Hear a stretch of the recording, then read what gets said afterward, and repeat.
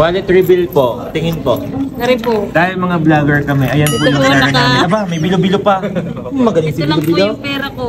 Next po. Nakarating po ako ng Tanaw. Nakarating po kami ng St. Padre Pio. Ayan lamang po. Yan ang kay Kulot.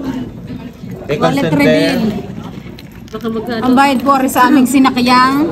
Pambayad sa sakyan. Sa amin. Bayad mo lang. Pambayad siya inarkila naming sasakyan para lamang po makapagsimba guys. Ayan o. Ang tunay na laman ng wallet Ang tunay ko. na laman ng wallet ni Constante ay 21, birthday niya. Ay, So, kaya tuwangan nyo na, tuwangan nyo na.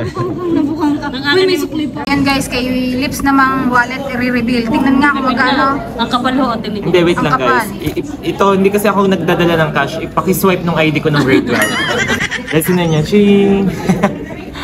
Mga vlogger, tingnan niyo ang dalang pera. 50 pesos. Lili pa rin na ng paro-paro. Ayan guys, 50 pesos. Wala na po siyang laman.